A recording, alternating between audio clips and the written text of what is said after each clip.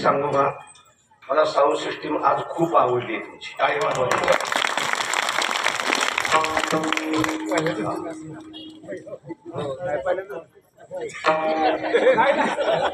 तुम्ही असं म्हटलं तालुक्यात नाही. माझ्या माणसाला कोणी आवडली, मला आवडणार नाही.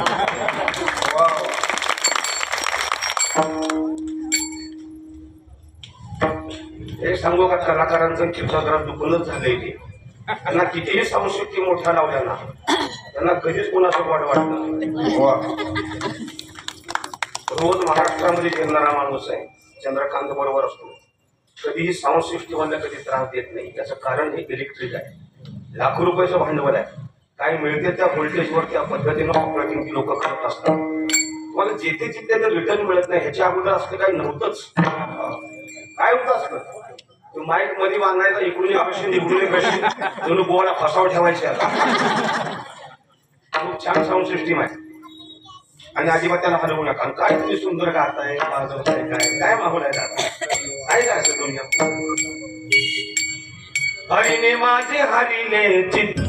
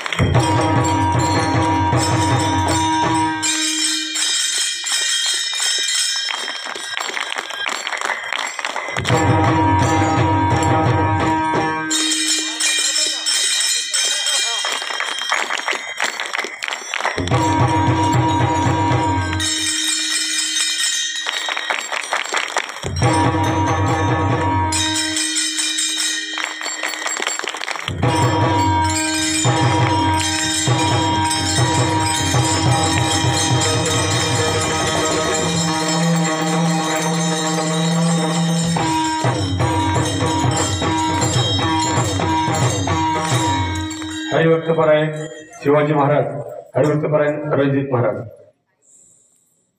अरे लवकर म्हणा. हरी रे माझे हरी रे चित्ता हरी रे माझे हरी रे चित्ता हरी रे माझे हरी रे चित्ता हरी रे माझे हरी रे चित्ता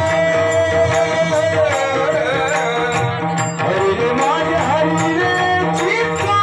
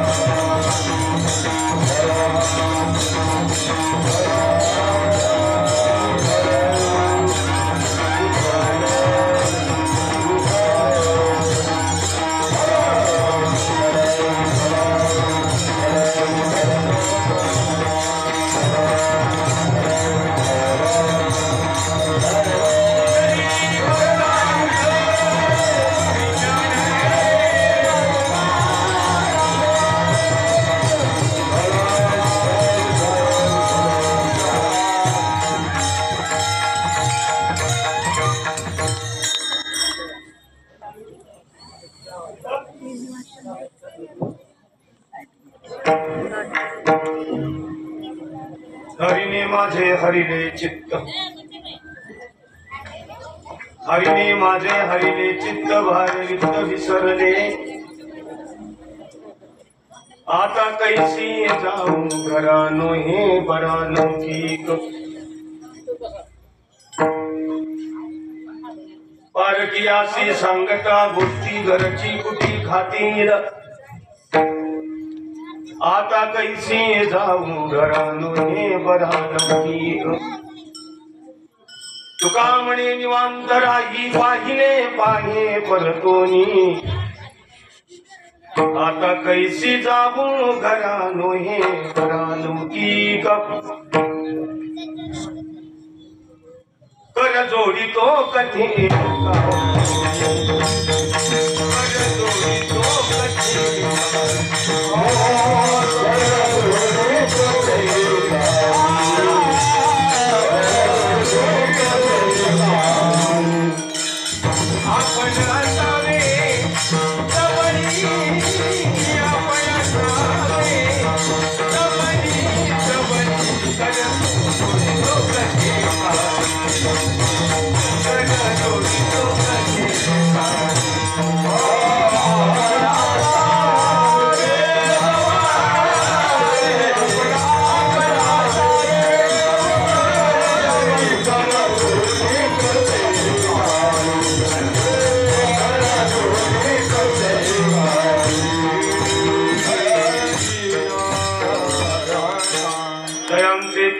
स्मरण होय सकल विद्येचे अधिकरण, वेची वंदू चरण त्रिभुंचे ते नमस्कार यात, हरिणे माझे हरिणे चित्त वार रिक्त विसरले, आता कैसी जाऊ घरानो हे परालौकिक, सकल संत सज्जन मायबाप काल्याच्या कीर्तनाच्या निमित्तानं सेवेसाठी निवडलेली गवळण, ही गवळण कोण्या संतांची आहे हे सांगण्यात का अज्ञानी समाज या महाराष्ट्रामध्ये उरलेली आहे. थोडं पुढं बोलेन.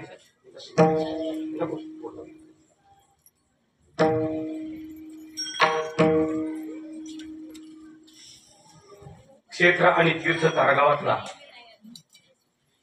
50व्या वर्षातला ज्ञानेश्वरी पालनाचा भाग्यपूर्ण सोहळा, त्यालाच असं म्हटलं जातं, या तारगावचा हा सुवर्ण महोत्सव आहे.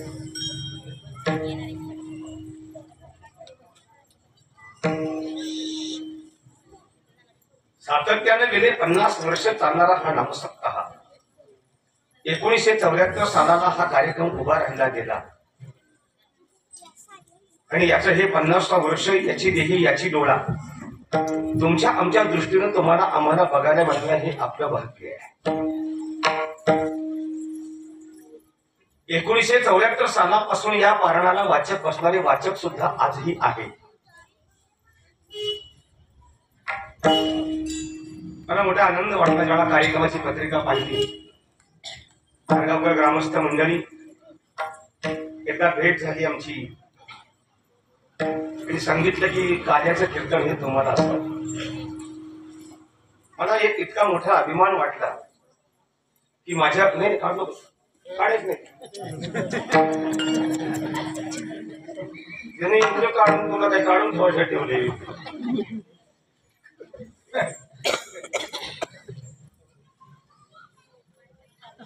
मला एवढा मोठा आनंद वाटला की माझ्या वडिलांची म्याक्षी का देवा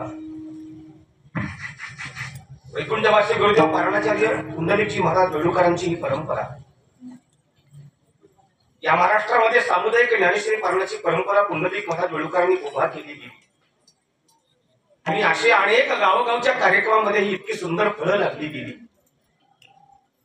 आणि काल्याचं कीर्तन ज्याला मला इथं मिळतं तेव्हा मला मोठा आनंद वाटला. कारण मला थोडंसं असं वाटलं की 50वं वर्ष म्हणजे संपूर्ण तो जिल्ह्यातला बाहेरचा कीर्तनकार असेल. आपल्याला कुठल्या चान्स कुठल्या वर्षी मिळेल आपल्याला काला किंवा संध्याकाळचं.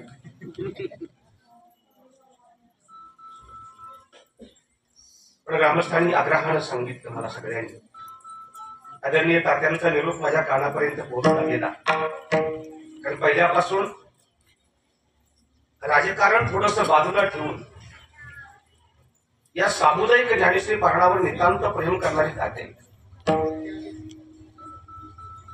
माणसाच्या जीवनामध्ये किती सुख आणि किती दुःख असतं ही पेक्षा भगवंताच्या चरणाशी आली किती एकरूप आहोत हे खूप महत्वाचं आहे.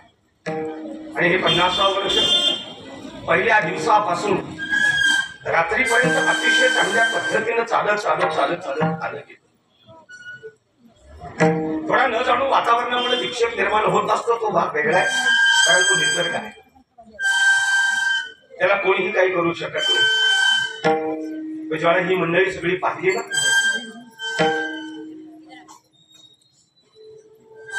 सगळं मन भारावून गेलं. माझे मित्र वैकुंठवासी गोकुळ महाराज ओझरडेकर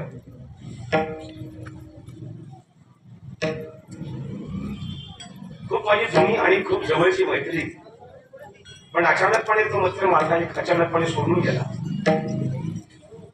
आणि याच पावलावर पाऊल ठेवून प्यारी भक्तीपरायण ज्योतिताईंनी कंबर कसली आणि महाराजांचं कार्य एक चांगल्या पद्धतीनं या मुलांच्या रूपानं पुढे घेऊन देत आहे. कारण आपल्यातल्या मुलींनी इतकं पुढे सुरू काम करावं, कारण समाज आहे आणि अतिशय दूषण देणारा समाज आहे. हा समाज चांगला नाही, चांगल्याला कधी चांगला पण म्हणत नाही आणि वाईटाला कधी वाईट पण म्हणत नाही हा समाज. पण अशामध्ये ही सगळी मुलं मुली एकत्रामध्ये करून उभा केली गेली. पहिल्या दिवसापासून शेवटच्या दिवसापर्यंत श्री हरिभक्ती परायण आणि या कोरेगाव तालुक्याचं वैभव आहे.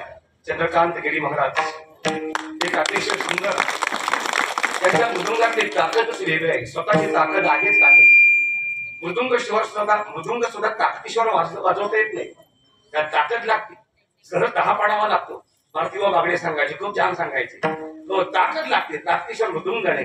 आणि खूप छान आज तर इतकं देखणं दिसतंय ते. मी फोटो काढून देणार आहे, गेअर पाहिजे दाखवायचे. खूप सुंदर.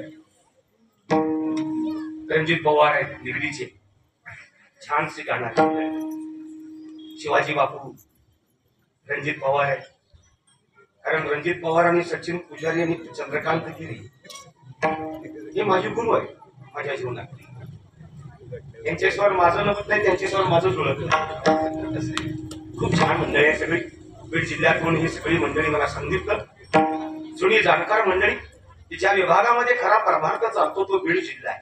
खरा परमार्थ चालतो याचा अर्थ या महाराष्ट्रामध्ये आज अनेक कीर्तनकार टॉप 10 मध्ये आहेत की बीड जिल्ह्यातली मंडळी आहे. कारण मी बहुतांश खूप फिरतो त्याही जिल्ह्यामध्ये आणि मला आदर वाटतो. कारण वारकरी संप्रदाय जोपासना याच मराठवाड्यानं करावी असं मी नेहमी सांगत असतो. कारण कीर्तनातला टाळकरी असेल, कीर्तनातला समाज असेल, ती माणसं बाहेरच जात नाहीत मंडपात. सगळे कामधंदा सगळं सोडून मंडपामध्येच असतात, काहीच काम नाही. 7 दिवस कधीच गाडीच्या कामाला हात लावायचं, मंडपात जायचंच नाही. मी परवा दिवशी लातूर भागामध्ये होतो, ते करकट्टा नावाचं गाव आहे. एवढा मोठा बडा मंडप, माझं कीर्तन झालं 11 वाजता, 11:15 की निघालो तर लोक अशी बसलेली मंडपामध्ये रातच्या 11:15 वाजता. दादा मी त्या लोकांना म्हटलं ही लोक का बसले, पण ही घरीच जात नाही. म्हणजे अहो म्हणजे चहा नेहमी चालू असतो, दूध नेहमी चालू असतं, जेवण नेहमी चालू असतं, पोहे सकाळचे 2.5 क्विंटल पोहे नाश्त्याला लागतात अख्ख्या गावात. जायचंच नाही. हो पण आमच्या बाबत असं नाही. आमच्या जितकी माणसं कामाचे आहेत ना, एकराला 30 टन ऊस टाकतात, इतकी काम आहे त्यांच्या पाठी. हो इतकी कामं ना काय म्हणून बांधावरच बागायचं आमच्याकडे सगळं. त्यांना काही गरज नाही या विषयाची. तुम्ही 50व करा, 60व करा, तर काहीही करा. पण एक सांगू, मला खूप बरं वाटतं. ही बीड जिल्ह्यातली मंडळी आहेत सगळे, व्यासपीठ चालक बीड जिल्ह्यात आहेत. अतिशय सुंदर असे 2 चौकार माझ्या पाठीशी उभा आहेत. मला भीती वाटते त्यांच्याकडे बघायचं. सचिनजी पुजारी आणि संतोष महाराज धनवडेवाडीचे आदरणीय हरिभक्ती परायण रमेश दादा या निमित्ताने या कार्यक्रमाची त्यांची उपस्थिती आहे. पुजारी गेलं काय पुजारी मंडळी अशी सगळी मंडळी या कार्यक्रमाला उपस्थित आहेत. आजूबाजूची मंडळी. मी दर्शन घेतो आपलं, कारण हे आभाराचं कीर्तन असतं, काल्याचं कीर्तन आणि आभाराचं कीर्तन असतं. आणि ते आभाराचं कीर्तन माझ्याकडे तुम्ही दिलं याचं कारण तुमच्या घरचा माणूस आहे. पण गाणं हा सुद्धा थोडासा करावाच लागेल. त्या विभागाकडे आपण चालूया. मी पुन्हा एकदा सर्व दर्शन घेतो. मला बरं वाटायसाठी नाही, पण त्या देवाला बरं वाटावं इतकं चांगलं भजन करा. विठाला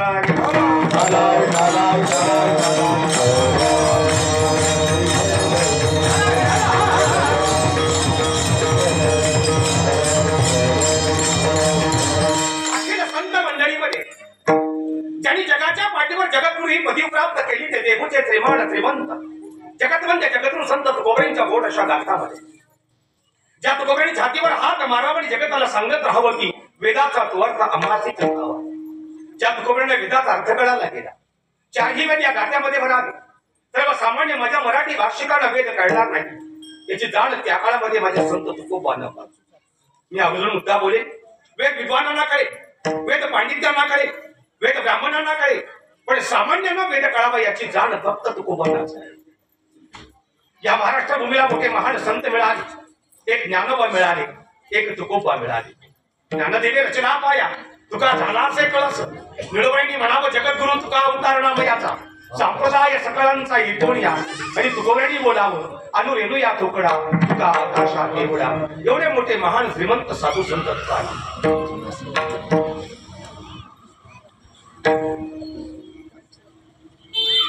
आदिनाथ गुरु सकळ सिद्धांत ते ज्ञानदेवा चालत होते.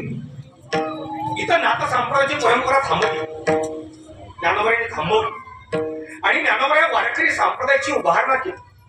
ज्ञानोबा ते तुकोबा मधील तात्कालीन संतांनी या मंदिराचं बांधकाम इतकं कठीण इतकं मजबूत केलं आणि बघता बघता माझ्या संत तुकोबांचा अवतार झाला. आणि एक बोलू या वारकरी संप्रदायाला खरा बहर आला तो संत तुकोबांच्या रूपानं बहर आला.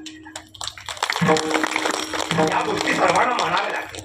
तुकोबाईंच्या रूपानं हा वारकरी संप्रदायाला बहर आला आणि म्हणून मुद्दा बोलता बोलता दादा तुम्ही आहात आमचे शिवा बापू आहे म्हणून सहज बोलून जातो. याचं कारण श्रीमंत संत तुकोबाईंचा विडा मल्लाप्पा भास्करांच्या गळ्यामध्ये आला. याचा अर्थ तुकोबाईंचे विद्यावंशज मल्लाप्पा भास्कर लक्षात असावं म्हणून बोलून जातो. बिडकर मंडळी आपण तर खूप जवळचे आहात. वाशी आणि बीड जिल्हा हे खूप जवळचं अंतर आहे. या महाराष्ट्र भूमीमध्ये या वारकरी संप्रदायामध्ये पहिली फडपरंपरा जी निर्माण झाली ती वासकरांची झाली.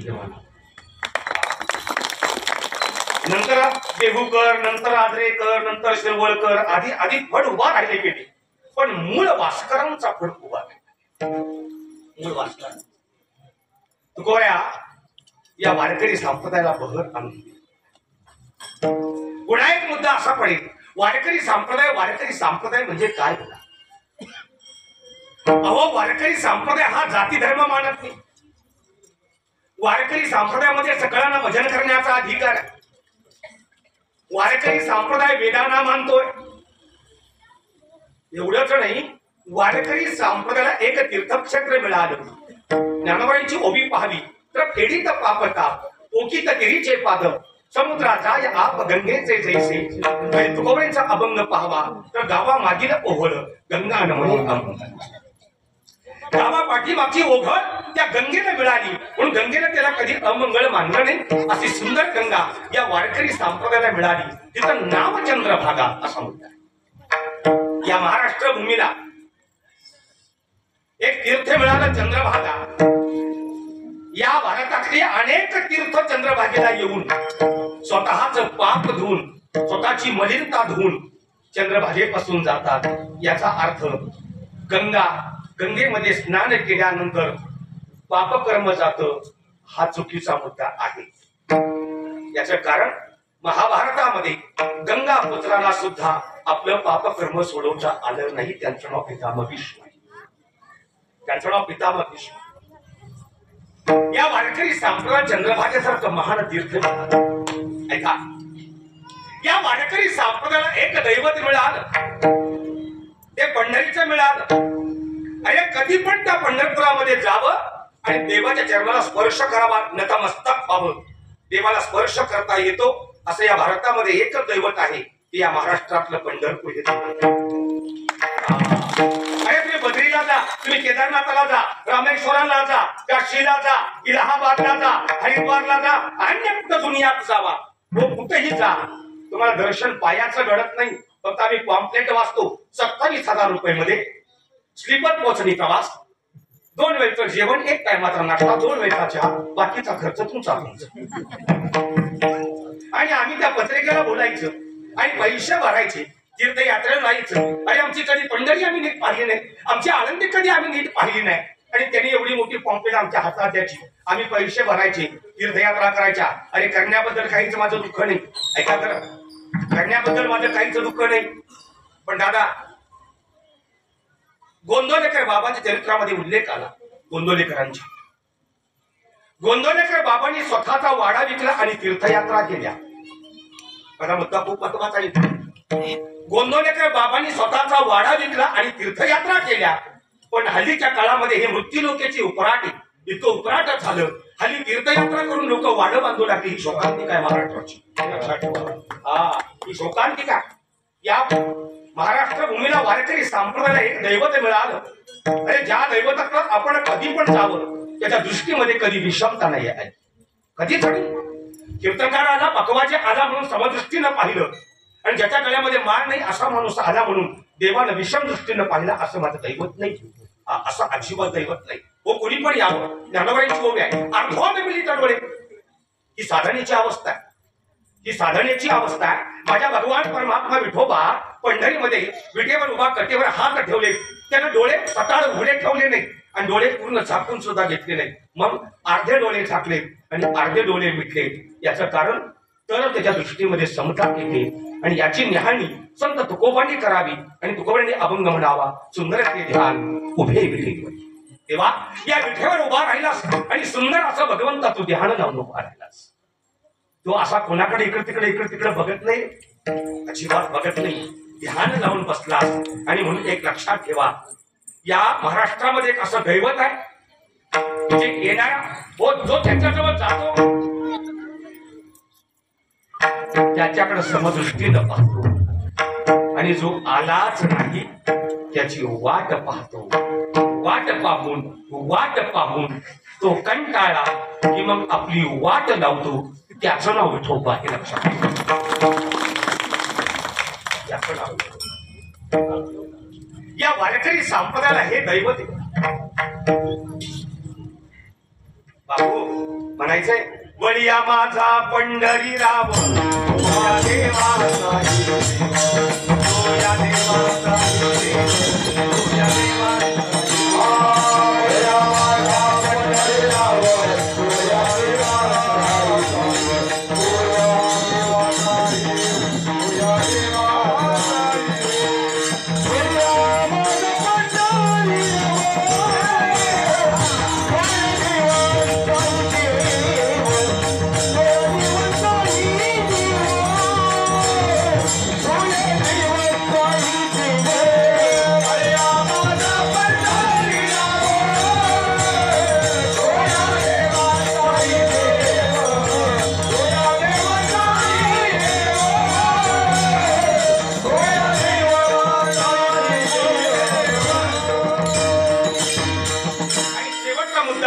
वारकरी संप्रदायाला मिळालेले संत, एक ज्ञानोबा ते संत तुकोबा.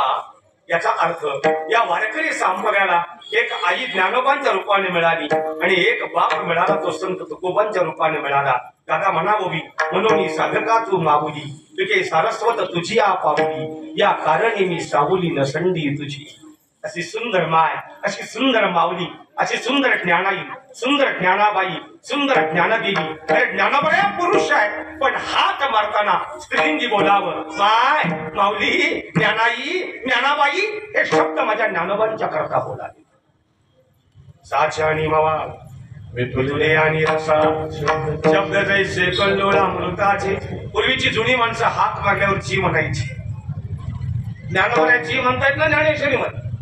ज्ञानोबा ज्ञानेश्वरी जी म्हणतायत अनेकदा. अरे जी हे लक्षण नम्रतेच आहे. हा, ज्ञानोबा इतके नम्र आहेत, इतके नम्र आहेत. वैकुंठवासी महाराज एक वाक्य सांगायचे, संत ज्ञानेश्वर महाराज इतके शांत आहेत, इतके शांत आहेत, शांतीला सुद्धा धक्का लागेल इतके शांत आहेत.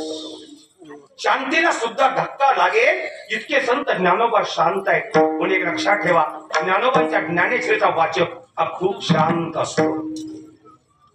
काय ते बरोबर आहे ना? तुम्ही तर आळंदीला आहात. ज्ञानोबांच्या ज्ञानेश्वरचा वाचक खूप शांत असतो, कारण ही अक्षर नव्हती देखा ब्रह्म साम्राज्य देखा. साधी साधी नाही बर का तात्या. मी परवा एक मागच्या 2 महिन्यात छत्रपती संभाजीनगरला एक गंधर्वेली नावाचं गाव आहे. आता आपलं भविष्यत गाव आहे गांधेली.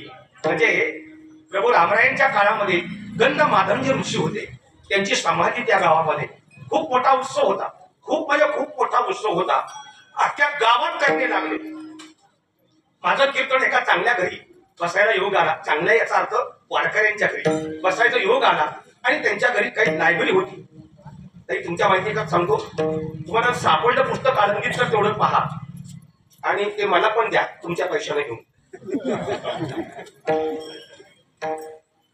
त्याचं कारण सांगतो. त्या पुस्तकाचं नाव आहे ज्ञानेश्वरी मंत्रविद्या. ते औरंगाबादेचे बापट नावाच्या सदग्रस्तांनी ते पुस्तक लिहिलेलं आहे. आमच्याकडे एक प्रत आलेली आहे, पण तो माणूस आम्हाला प्रत देत नाही. त्यांनी मला पीडीएफ पाठवले. त्या पीडीएफ पाठवलं. मला काय सांगायचं होतं बरं का मंडळी, आपण खूप ज्ञानी मंडळी आहात.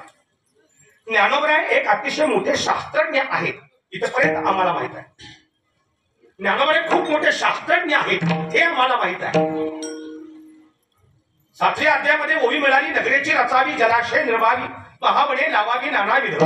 गावात राहायला जागा नाही, नगरेची रचावी. माऊली प्यायला पाणी नाही, जलाशय निर्मावी. पण माऊली जलाशय निर्माण केली, पण पाऊस पडत नाही. महावने लावावी नानाविध हे सांगावं माऊली. 750 वर्षापूर्वीचा काळ.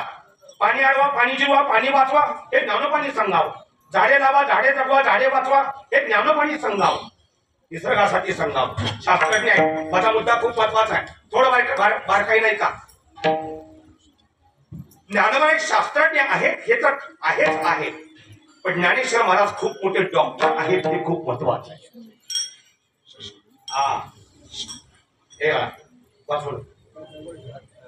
ज्ञानोबा एक खूप मोठे डॉक्टर आहेत. आणि या पुस्तकामध्ये मला वाचायला मिळालं ते सांगतो तुम्हाला. ते खूप महत्वाचं पुस्तक आहे. त्यांनी असा उल्लेख केला त्या पुस्तकामध्ये. त्यांनी इतका बारकाईने अभ्यास केला ज्ञानेश्वरीचा.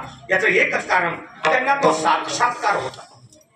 त्यांना साक्षात्कार होता. ते जर झोपले ना ते बापट, तर त्यांच्या कानामध्ये कोणतरी ओव्या गुणगुणायची आणि उठल्यानंतर डायरीमध्ये जेवढ्या ओव्या गुणगुणलेल्या आहेत त्या लिहून काढायची. आणि त्यांनी इतकं सुंदर संशोधन केलं. ते असं ऐका, ज्याला मणक्याचा त्रास आहे, ज्याला मणक्याचा त्रास आहे अशा आजारी माणसांनी, अशा पेशंट लोकांनी काय करावं, तर 10व्या अध्यायातल्या पहिल्या 5 ओव्या, नमो विशद बोध विदग्धा विद्या रविंद्र प्रबोधा पराप्रमेय प्रमदा विलासिया, ह्याच्या 5 ओव्या आहेत. या 5 ओव्याचे पाठ दिवसातून 5 वेळा शांत बसून करायचे. दिवसातून 5 वेळा शांत बसून करायचे, मन लागून करायचे, भाव धरून करायचे. त्या पुस्तकामध्ये उल्लेख आला, जर असं जर 1 महिना तुम्ही सातत्यानं केलं तर 1 महिन्याच्या आत तुमचा मणक्याचा आजार 50% बरा झाला पाहिजे. की त्या मंत्राची ताकद आहे. ज्याला हाय ब्लड प्रेशर आहे, ज्याला हार्टचा त्रास आहे, अशा लोकांनी ज्ञानेश्वरीच्या 15व्या अध्यायातल्या 1 ते 28 ओव्या, फक्त 28 ओव्याचे पाठ दिवसातून 4 वेळा केले तर त्यांनी असं सांगितलं की जर हे 2 महिने तुम्ही सातत्यानं केलं तर तुमची ब्लड प्रेशरची गोळी थांबते. याचं कारण काय? याचं कारण काय तर मंत्रांना अग्नी पेटतो. बघा माझा उद्देश, मंत्रांना अग्नी पेटतो. एका दगडाच्या मूर्तीमध्ये मंत्राद्वारे दगडामध्ये प्राण जाऊ शकतो. दगडामध्ये प्राण जाऊ शकतो. मंत्रांना अग्नी पेटू शकतो. तर माझ्या ज्ञानोबांच्या मंत्रांना आजार बरे होणार नाहीत का? झालेच पाहिजेत हे मानावं, झालेच पाहिजे. असे सुंदर माय आणि बाप मिळाले. तुम्ही संत माय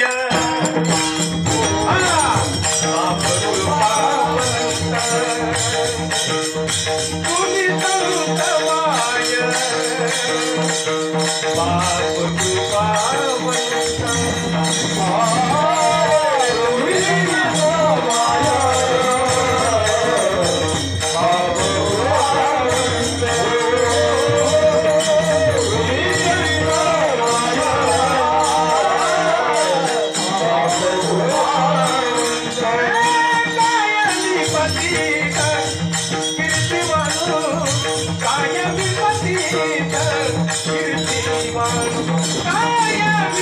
कीर्ती मानू कायमी पतीत कीर्ती मानू अवतार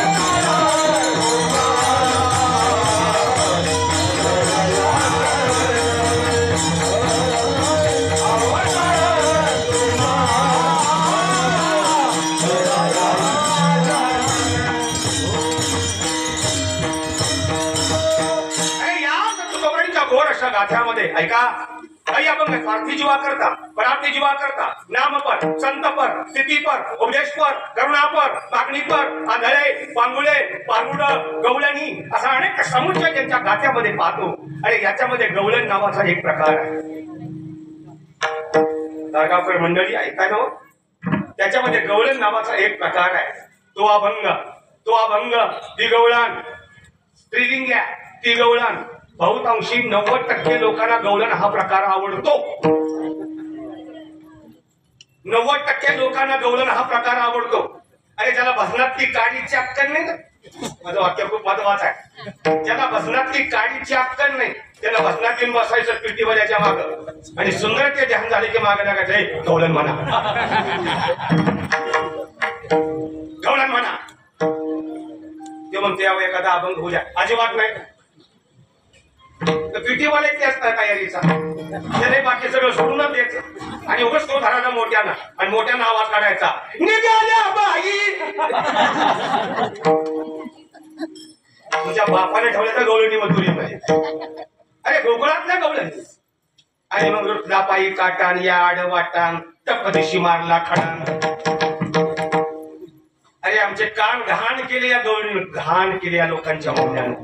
अरे गवळण हा प्रकार इतका छान आहे. नाथांची गवळण, ज्ञानोबांची गवळण, जणाईंची गवळण, बहिणाईंची गवळण, तुकोबांची गवळण, चक्कर संत मांदियाळीमध्ये ज्यांच्या ज्यांच्या गवळणी हा प्रकार आहे.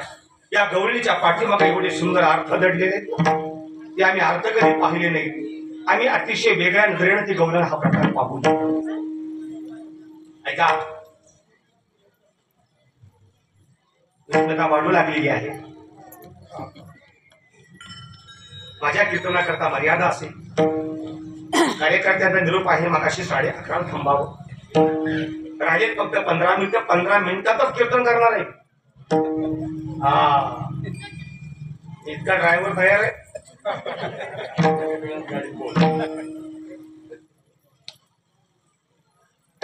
थोडा आहे का आता संपला, सप्ताह संपला. त्याच्या पुढल्या वर्षी जगणू वाचलो भेटणार आहे आपण इथं. आणि ती सगळी तुम्ही येताय का नाही कोण असतो. ऐका, सायंकाळचे 6 वाजले. तो दिवस बाबतीला गेलेला. तुकाराम महाराज एका घनदाट जंगलामध्ये एकलेच भजन करत नाही. तुकोबऱ्याने कधी भजनाचा मार्ग नव्हता हो. कधी भंडारा, भामचंद्रावर, आळंदीला, पुण्याला जिथं मार्ग दिसेल तिकडे चालला होता. जेथे जातो तेथे तुम्हाला, जेथे जातो तेथे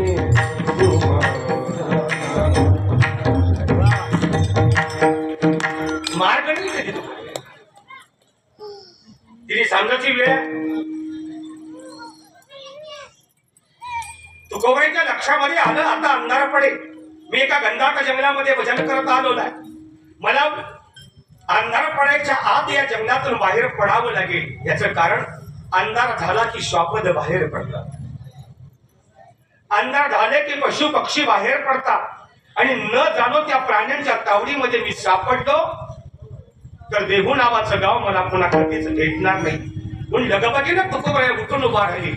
गळ्यातला विना कमरेला बांधला, हातातल्या चिपळ्या खिशामध्ये घेऊन तुकोबऱ्यांनी आपल्या पावलांना वेग दिला आणि तुकाराम महाराज देहूचं मार्गक्रमण करू लागले. महाराज चालत होते, महाराज पळत होते, दर्या खोऱ्यातून, नाल्यातून, ओढ्यातून, काट्या कुट्यातून उड्या मारत त्या पाऊल वाटेनं तुकोबराय चालले. पण ज्या पाऊल वाटेनं तुकाराम महाराज चाललेत ना, अरे याच पाऊल वाटेला अतिशय देखणी तरुण लग्न झालेली मुलगी संत तुकोबांना दिसलेली आहे त्या जंगलामध्ये. तिने सांगच्या वेळी तुकोबाई म्हणा म्हणजे म्हणतात कोण असतात, तिला कळतं का काय? ती स्त्री जातीची आहे. मानव नावाचा प्राणी या जंगलामध्ये फिरत नाही.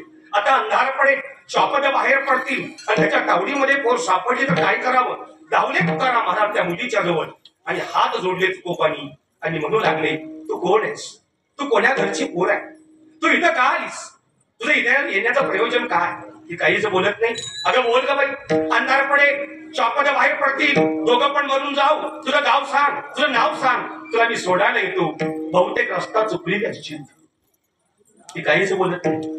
अगं बोल ना, तुला कळतं ना?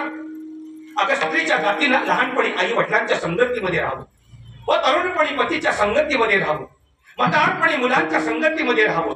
तू तरुण आहे, तुला तुझ्या पतीच्या संगतीमध्ये राहणं गरजेचं आहे. आणि अशी वेड्याकर तू कुठे देऊ ते सांग ना. काहीच बोलत नाही. महाराज रागवले बरं, बोलते का नाही का जाऊ निघून मी? काहीच बोलत. तुकोबाई म्हणतात बहुतेक वेडी असेल, तिला माझी भाषा कळत नसेल, अथवा ती मुकी असेल, अथवा ती वेडी असेल. महाराज म्हणतात जाऊ दे, तिला कुठं जायचंय तिकडं, आपलं निघावं देऊला. आणि तुकोबाईने आपला पाऊल उचलला, मी निघालो बरं. आणि 5 पावलं पुढे गेले आणि पाठीमागून आवाज आला, महाराज थांबा. तुकोबाई म्हणतात महाराज मला ओळखते वाटतं. माघारी फिरले तुकोबाई आणि विचारलं, मला ओळखते तू? तिला मान डोलावली, हो, पण मी नाही तुला ओळखत. तुझं नाव सांग, तुझं गाव सांग. ती खलखदा हसते. तुकोबाई म्हणतात बहुतेक वेडीच आहे बरं का, हसते नुसती म्हणजे. आता सांग ना तुझं नाव गाव. ते म्हणजे महाराज मला परिचय देऊ, हा द्या. अहो महाराज, जो तुमचा विषय आहे तोच माझा विषय आहे. आपल्या दोघांचा विषय एकच आहे. विषय तो त्यांचा अहो आपल्या बोलते बरं, आपल्या दोघांचा विषय एकच आहे. तुकोबाई कडकड हसले, तुझा आणि माझा विषय हा महाराज. एक विचारू म्हणे काय, एवढ्या किर झाडांच्या गर्दीमध्ये जिथं मानव नावाचा प्राणी फिरत नाही, या ठिकाणी तुम्ही काय करता हो? तुकोबाई म्हणतात मी माझ्या देवाच्या भजनामध्ये कुठं फिरतो हे मला कळतच नाही. ते म्हणते महाराज ही तुमची अवस्था आहे, आता माझी अवस्था काय? म्हणे काय, मी माझ्या देवाच्या शोधार्थ मी कुठं फिरते हे माझं मलाच कळत नाही. आता म्हणजे तू आहेस कोण? आणि ती म्हणते महाराज मी एक गवळण ना. तुकोबाईंनी डोळे उघडले, अरे हे कलियुगा द्वापार युग निघून गेलं, आता कुठली गवळण?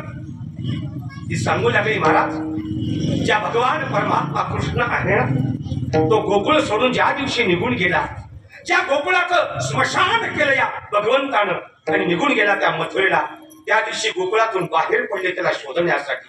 आजवर शोधते पण सापडत नाही तो. नशीब तुमची आणि माझी भेट झाली.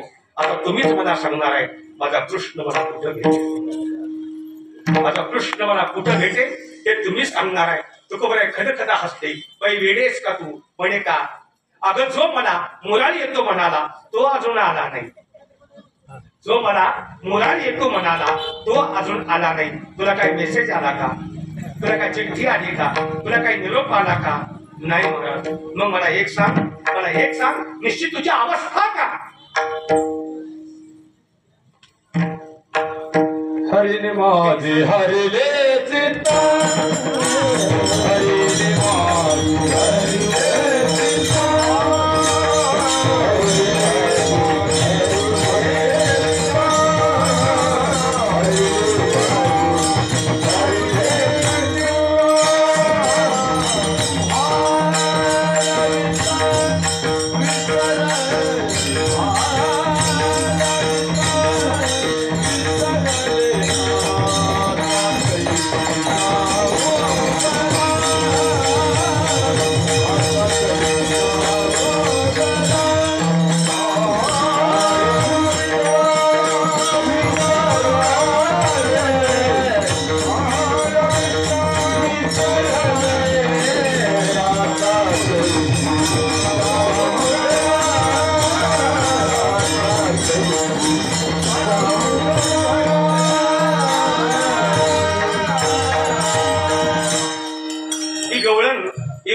ती गवळण संत तुकोबांशी संवाद करते आणि ती म्हणते, महाराज हरीने माझे हरिले चित्त भार वित्त विसरले. महाराज त्या हरीनं माझं चित्त घेते. ज्ञानोबांची उभी म्हणा, बहु एकांतावरी प्रीती जया जनपदाची खंती जाण मनुष्याकारे मूर्ती ज्ञानाची तो. तुकोबांचा अभंग म्हणा, जाळोनी संसार बैसलो अंगणी. काय सुंदर आहे. संसार जाळला, राख रांगोळी केली त्या संसाराची. म्हणून ऐका, श्रीरामपूर तालुक्यामध्ये अहमदनगर जिल्ह्यामध्ये सरला बेट आहे. गंगागिरीचे महाराज सरला बेट, मी जाऊन आलो, मी कीर्तन करून आलो तिथून. सरला बेटावरचे गंगागिरीजी महाराज पंढरीच्या वारीला निघाले तर स्वतःची पर्णकुटी पेटवून द्यायची, त्या पर्णकुटीची राख बघायची, मग पंढरीच्या वारीत जायचे. वारी करून माघारी आल्यानंतर लाकडं गोळा करायचे आणि पुन्हा पर्णकुटी बांधून मग त्यात राहायची. मग पहिली का पेटवायची? ते म्हणायचे, अहो देवदर्शन करताना, देव पूजन करताना, देव भजन करताना ती पर्णकुटी माझ्या डोळ्यापुढे आली तर माझ्या परमार्थाला बाधा निर्माण करेल. पुन्हा अगोदर ती जाणतो म्हणजे माझा परमार्थ बोलतो. याचं नाव जालोनी संसार बैसलो अंगणी. कीर्तन किती वाजता संपतं याचं नाव नाही.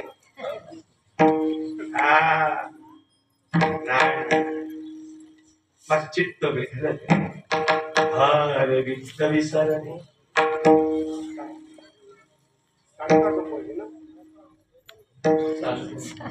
चालू द्या, निघाल द्या. 1 वाजेपर्यंत आम्हाला तर चांगला नाश्ता मिळाला, आमचं काही टेन्शन नाही. ऐका, मजा करतो थोडा वेळ,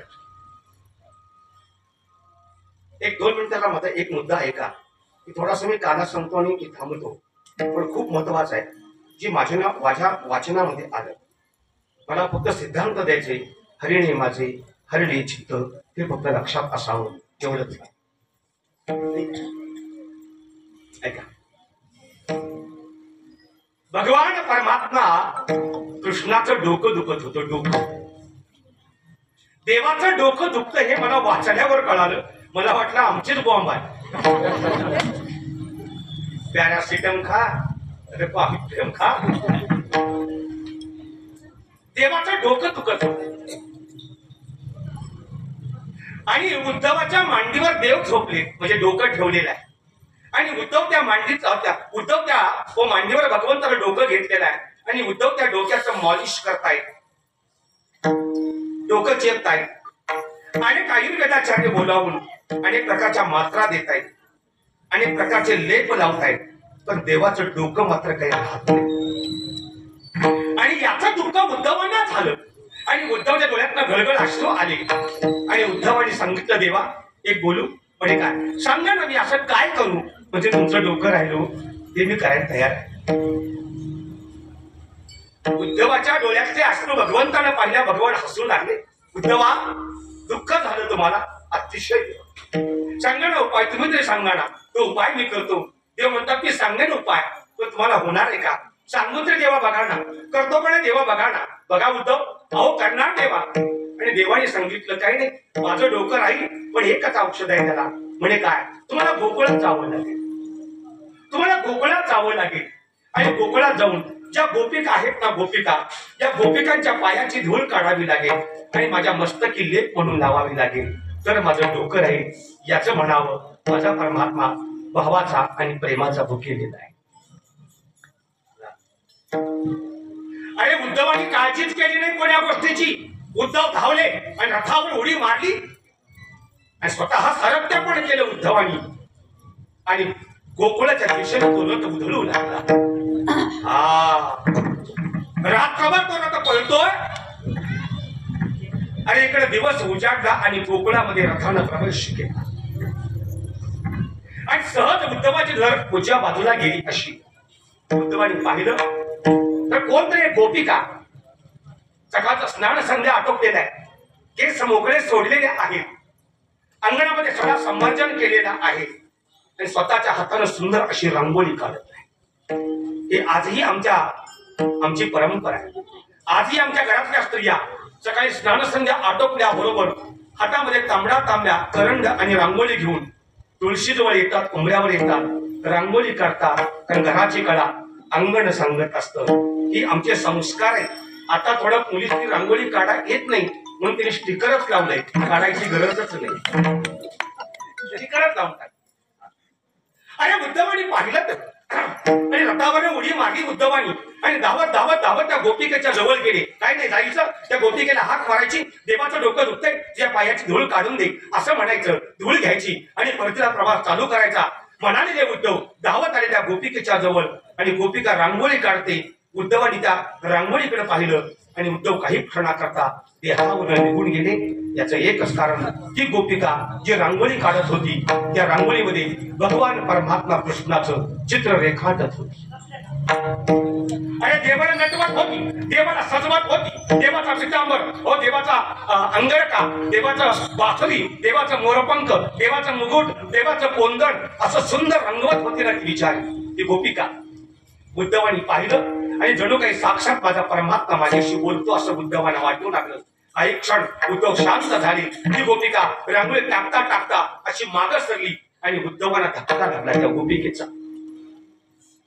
त्या गोपिकेनं माघारी करून पाहिलं आणि कोण एक महात्मा पहाट सकाळच्या वेळी माझ्या द्वारामध्ये आला. गोपिकेला वाईट वाटलं, तिनं रांगोळी बाजूला ठेवली, नतमस्तक झाली ती गोपिका, हात जोडले, मला क्षमा करा, आपण दिसला नाही मला. आपण कोण? महात्माजी आपलं नाव काय? उद्धव म्हणतात मी कोण आहे, मी का आलोय हे नंतर सांगतो. पण एक काम आहे, एक मुद्दा आहे. पण काय, रांगोळी खूप छान काढली. ती गोपिका हसली गोडवर.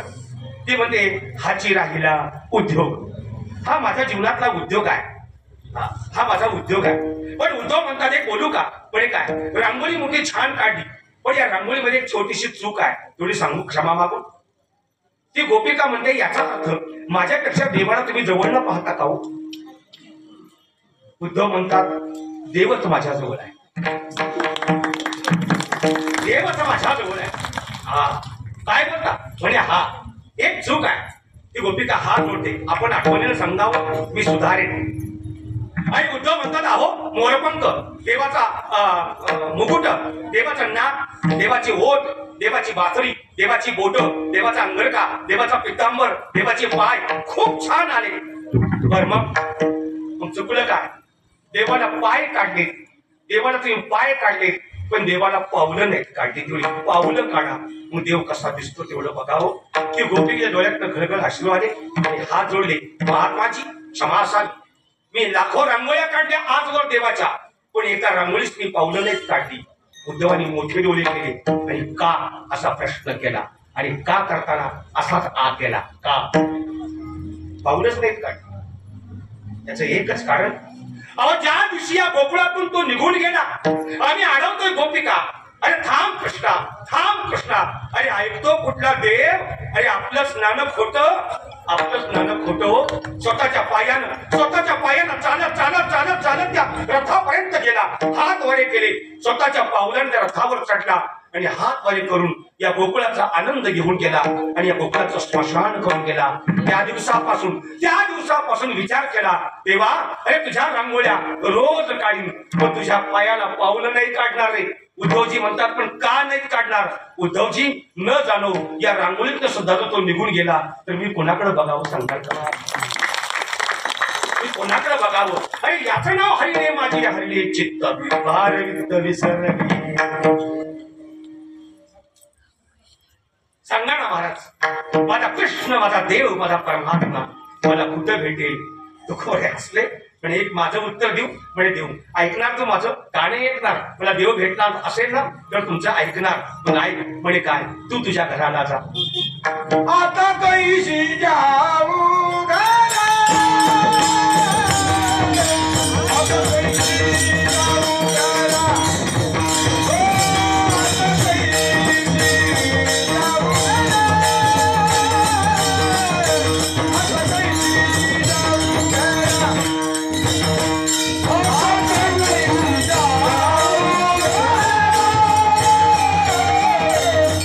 कैशी जाऊ घरा, आता कैशी जाऊ घरा,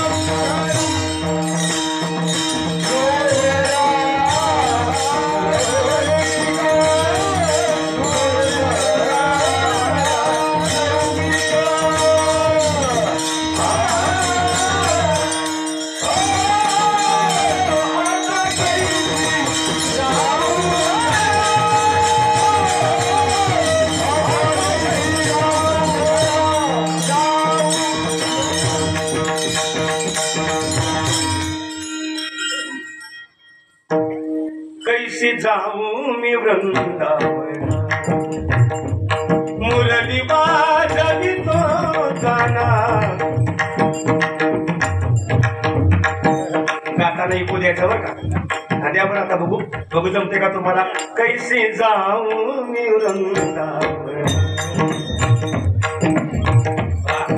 थोडा इकडून ठेवा इतकं पण नको ती धमाशाला धुवायला लागले हॅलो हॅलो हॅलो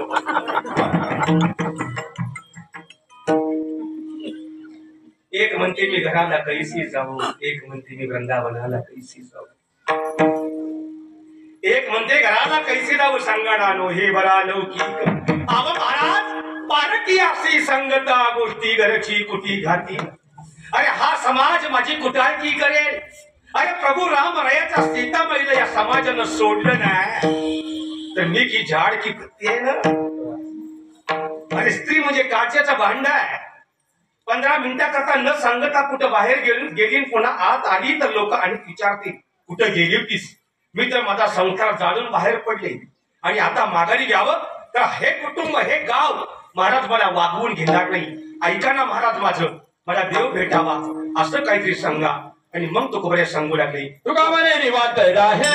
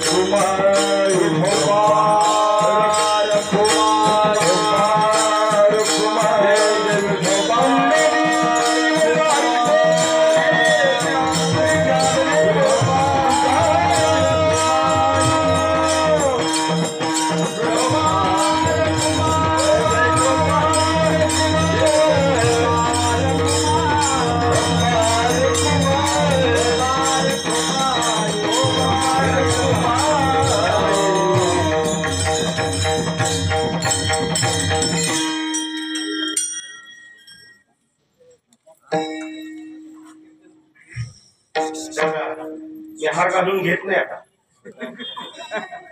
या असले पिवळं हार तेव्हा पाणी मारलं असतं सगळ्या अंगाला डाग पडते ती पिवळं डाग घरी गेल्या जोडं खायला लागते डाग पडलं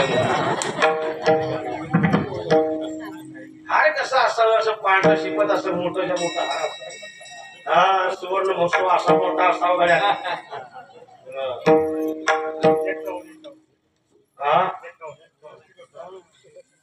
51 आहे का तुम्ही या ना काय होते तुम्ही याल का महाराज काय होती ती तुम्ही या ना इकडे इकडे इकडे का बोल ऐका आज कार्याचा प्रसंग आहे थोडासा मुद्दा देतो तुम्हाला चरित्र ते उच्चारावे गेले देवे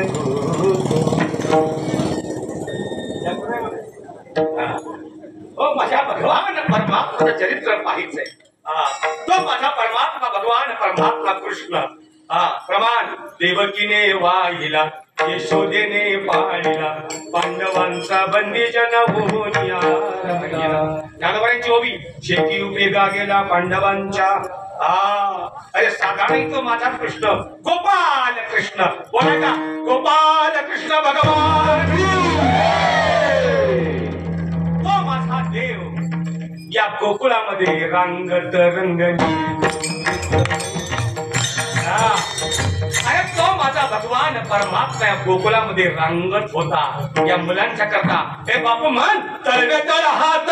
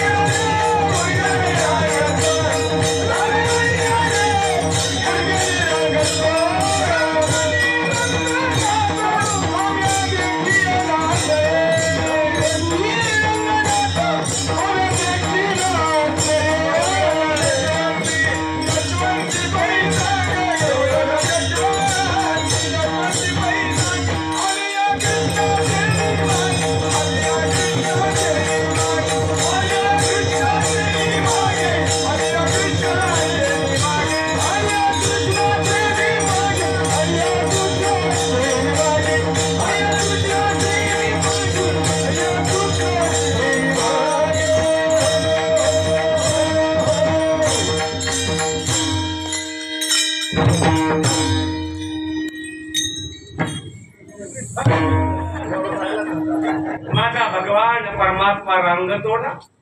तर महिला मंडळ, आपल्या देवालयामध्ये गोपाल कृष्ण आहे का? किती रुपयाला विकत आणला? त्याला काय अनावर लागतं काय? तो येतो त्याला कधी पण बघा तो तोंडावर असता पडला असतो, कधी मानवर करून बघत नाही आपल्याकडे. तो आपल्या सर्वांच्या संसाराची अशी तरी तो माझा भगवान परमात्मा कृष्ण या गोकुळामध्ये वाढत होता. यशोदा मैयाचा मोठा डेरा, त्या डेऱ्यातली ती रवी रवीचा घुसळण आणि रांगत रांगत माझा परमात्मा यशोदा मैयाच्या जवळ जायचा. आणि ज्याप्रमाणे ओ यशोदा मैया अशी डुलते ना असा माझा देव डोलायचा. हलका रे, अरे डोलला ना माझा कृष्ण असा सुंदर डोलायचा. आणि यशोदा मैयाला एवढं कौतुक वाटायचं. लोणी आलं आलं की देव रडायचा, आई मला लोणी दे.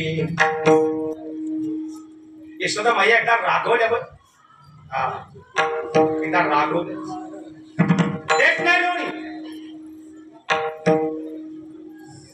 देव रडायला लागले मोठ्या मोठ्या. यशोदा मैयानं पाहिलंच नाही, किती पण रड पण लोणी देणार नाही. काय काय आया इतक्या निभार असते त्या, काय रडायचे तेवढा रड. तुला माहिती आहे झोपून तर गप तरी होती. देव म्हणतात उगीच रडतो.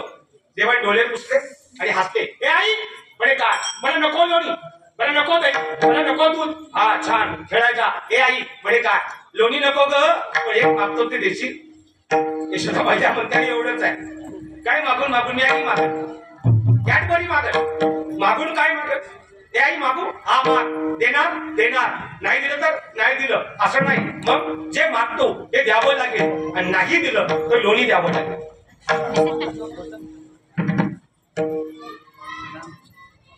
बांधून घेतात पोरं बांधून आईना.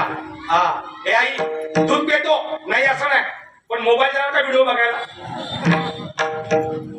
हा काय क्रांती आहे. 6 महिन्याच्या बाळाला आईचा मोबाईल बघितल्याशिवाय दूधच प्यायला येत नाही. हे क्रांती आहे.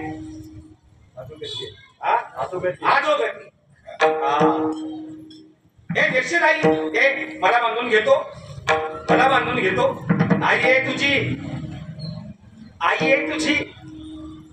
आणि यशोदा मैया उगीच अशी अशी अशी करू लागली.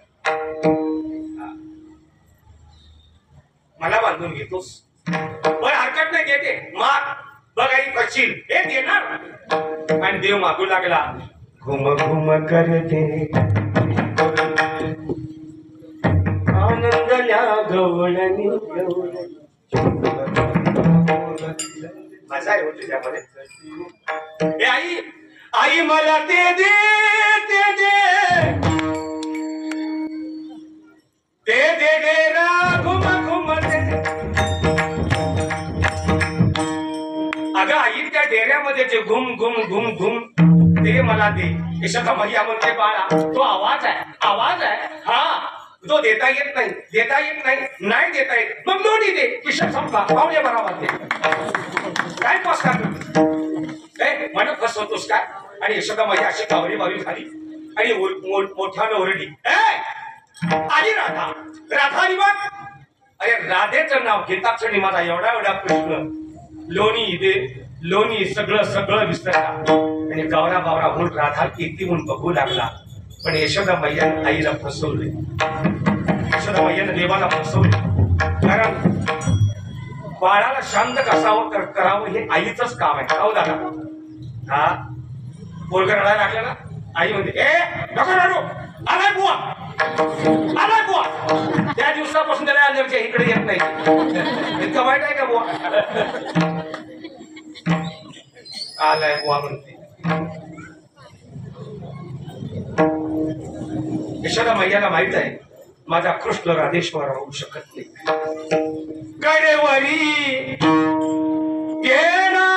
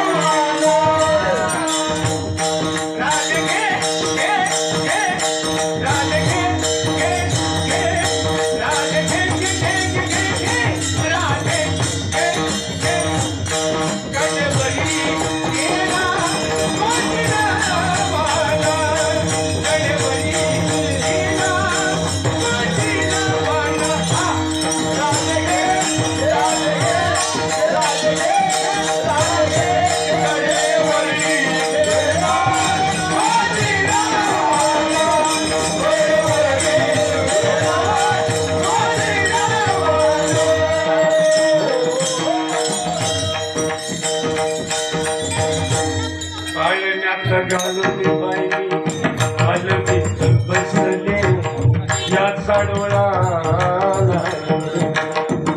बागुल बुवाचे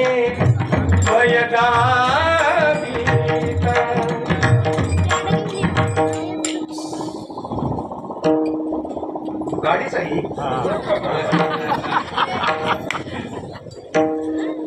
वैकुंठवासी पूजने माझे गुरु बबनराव माने मास्टरांची ठेवण. माने मास्टर तारगावला यायचे. तात्यांच्याकडे भजन असायचं. मोठी कलाकार रामभाऊ पालकर ही त्यावेळी सगळी आठवणपूर्वक तात्यांच्याकडे असायची. आणि माने मास्तरांच्या ठेवणी म्हणजे महाराष्ट्रात कुणाच्या बापाला काढता नाही आल्या, कुणाला काढता नाही आल्या असलं माने मास्तरांचं गाणं होतं. काका आहेत या.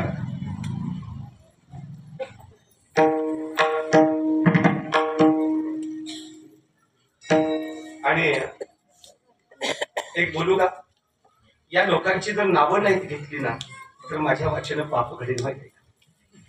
कारण सातारा जिल्ह्यामध्ये अशी काही रत्न जन्माला आली ज्याप्रमाणे वैकुंठवासी गुरुदेव पारणाचार्य पुंडलिक तळवलकरांचं नाव घेतलं.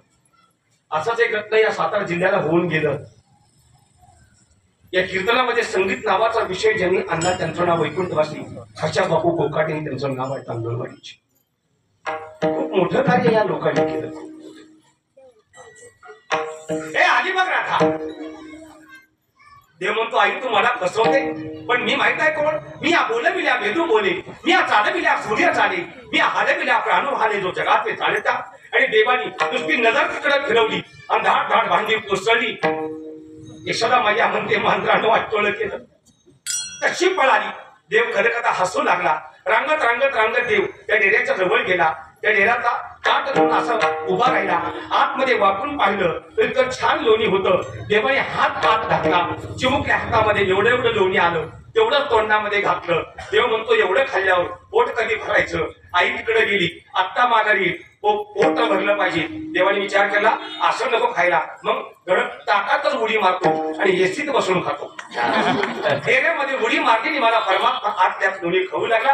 ओ यशता भैया आली पाहिलं बहुतेक राधा आली बरं झालं गेला पुन्हा घुसळण चालू केले बाहू दुखू लागले मैयाचे म्हणून एका म्हाताऱ्याला हात मारली आत्या इकडे यावं म्हणे काय बराच वेळ घुसळण करते हो पण लोणीच वळत नाही ती म्हातारी म्हणते एक काम कर म्हणे काय गरम पाणी टाक देव म्हणतो बाहेर येऊ दे मग बघतो गरम पाण्याचं काय भाव करायचं आणि असा तो देव ओ वेद्या वडच्या बाकुड्या सुदामा असे अनेक सवंगडी माझ्या परमात्म्याने जमा केली आणि अनेकांच्या चोऱ्या केल्या कंटाळ्या गोपिका यशोदे कृष्णाला सांगावे गोकुळी राहावे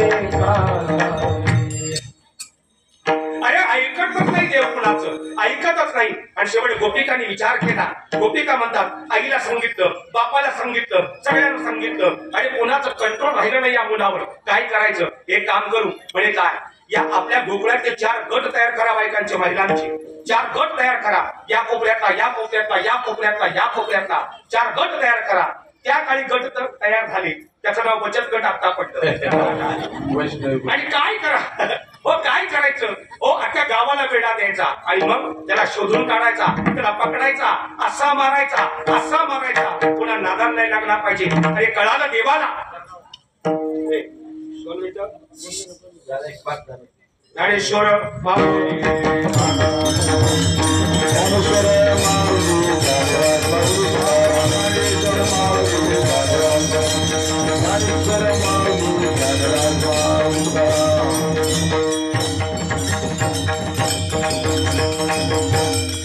असा मारूया ना त्याला आणि अख्ख्या गावाला वेढा दिला एक वाक्य लक्षात ठेवा देव आणि सद्गुरू कधी सापडत नाही या दोघांनाही सापडून घ्यावं लागतं या दोघांना सापडून घ्यावं लागतं देव मध्ये उभा राहिला आल्या गोपिका इकडून आल्या तिकडून आल्या बागण्या आल्या कुजबुजू लागल्या आहे बघ पळत बघ पकड ना इकडं पकडला ते हसते बघ त्याला काय त्याला पकडून घेतले ना आणि काय जल्लोष झाला बघ पकडला का नाही एक रागवली हे पकडला काय म्हणते याचं करायचं काय पकडून आणि मग ती गोपिका सांगू लागली रे बांधावू कळाला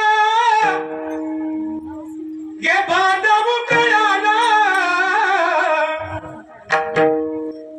नंदाच्या पोराला बांधावू कळाला नंदाच्या पोराला बांधावू कळाला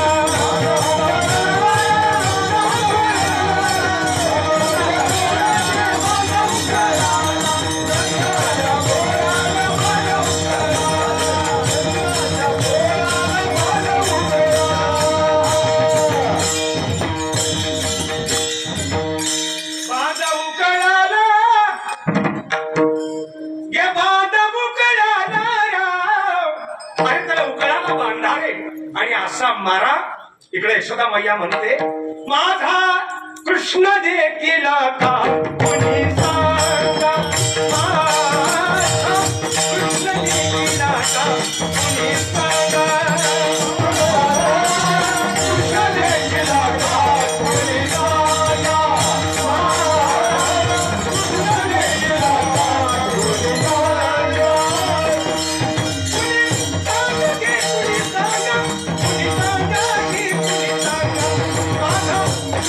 देखील का कोणी सांगा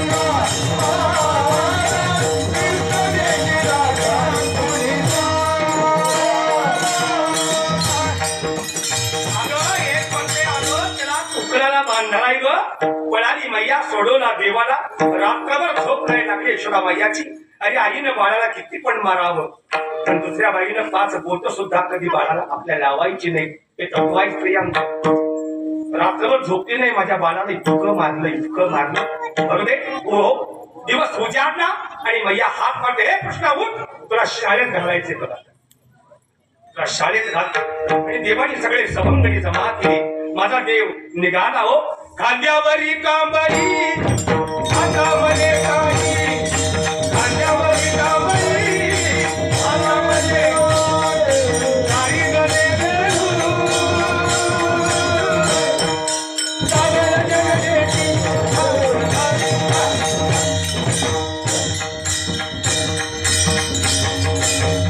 गाण्याच्या कीर्तनाला वेळ लागतो इतकं सोपं नाही अरे निघाला माझा देव गोदणे चाराव वया जातो शारंग मार्गी भेटली राधीचा जोडणी कृष्ण कान मागे आसडोनी भवती देखी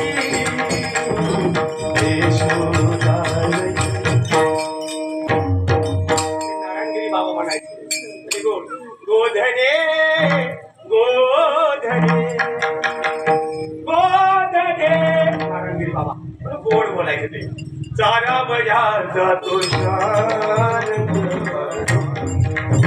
निघाला ते अरे गेला वाळवंटाला गेला गाया चरायला गेल्या आणि देवाने खेळ मांडले अबक तुबक तिबक पोरा जीवनाचे मान अबक तुबक तिबक पोरा जीवनाचे मान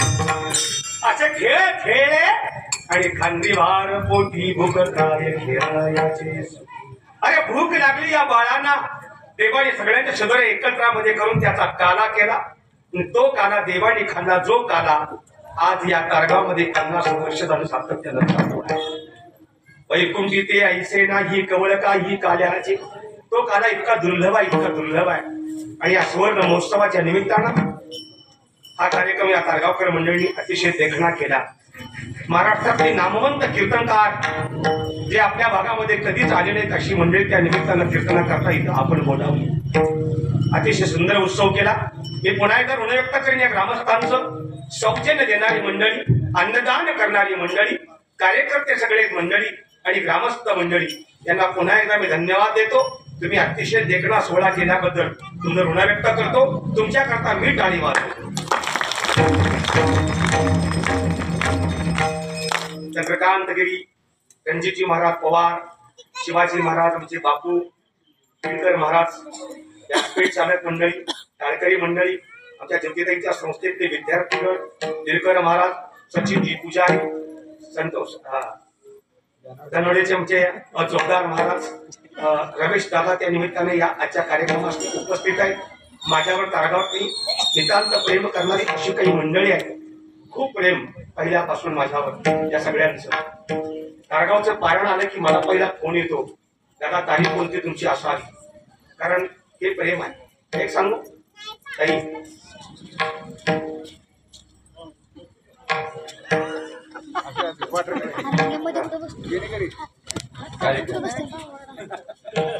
ऐका माणसावर म्हणजे कुठलाही वक्ता असू दे बरं का गावाचं आणि भागाचं जर प्रेम असलं तर त्यानं महाराष्ट्र जिंकला म्हणून माझ्या गावात आठवड्यात जरी मी कीर्तन केलं तरी एवढा समाज असतो माझ्या कीर्तनात तसं माझ्या या भागामध्ये कुठल्याही गावात माझं कीर्तन असलं की माझ्यावर प्रेम करणारी इतकी मंडळी माझ्याकडे उपस्थित असतात हे दिलेलं प्रेम आहे, बाकी काय नाही. मी विद्वान नाही किंवा काय नाही. एक माझा आणि तुमचं एक जोडलेली नाळ आहे. आणि म्हणून मी मगाशी बोलून गेलो की आदरणीय तात्यांचा निरोप मला मिळाला गेला आणि कार्यकर्ते मंडळी आली. त्या कार्यक्रमाच्या निमित्तानं आदरणीय तुमचे भीमराव काका आज या कार्यक्रमानिमित्तानं उपस्थित आहेत. कारण पुंडलिक महाराज वेळुकर, आदरणीय भीमरावजी काका, आदरणीय कांतीलाल तात्या, हे अतिशय वेगळं समीकरण होतं की पूजनीय महाराजांच्यावर या मंडळींचं खूप नितांत प्रेम होतं. आणि त्यावेळीपासून वारकरी संप्रदायाची दिशा त्यांच्या जीवनामध्ये एक चांगल्या पद्धतीनं मिळाली गेली. अशी तुम्ही सगळी मंडळी आला. मी दर्शन घेतो आपल्या सर्वांचं. महिला मंडळ तुमचे दर्शन घेतो. सातत्याने गेले 50 वर्ष या पारायणाची वाचक मंडळी आहेत, त्यांचं देखील मी दर्शन घेतो आणि माझ्या बोलण्याला तिथे विराम देतो. त्यानंतर सत्कार समारंभ असेल तो होऊन जाईल आणि दुपारी दिंडी सोहळा, नंतर प्रसाद, या सगळ्या कार्यक्रमाला अतिशय जातीनं आजच्या दिवशी उपस्थित राहा अशी विनंती करतो. जे चांगलं बोललो ते माझे आजोबा वैकुंठवासी पारणाचार्य पुंडलिकजी महाराज वेळुकरांचे शब्द आहेत. असेल तो माझ्या वाणीचा दोष, निंदते पुरते अधिकते सरते करुणी घ्यावे तुमते विनवितो असेल. काही माळा घालणारे तुमच्या हाताने आपण व्यासपीठ झालं आपण घाला. जय विठ्ठल. हा आपण घाला. जय विठ्ठल घ्या. कसं आहे माझ्या हस्ते करायचे ते म्हणजे गुरु रोज भेटावा म्हणून. नाही काही माझं हस्ते राहायचं बघूया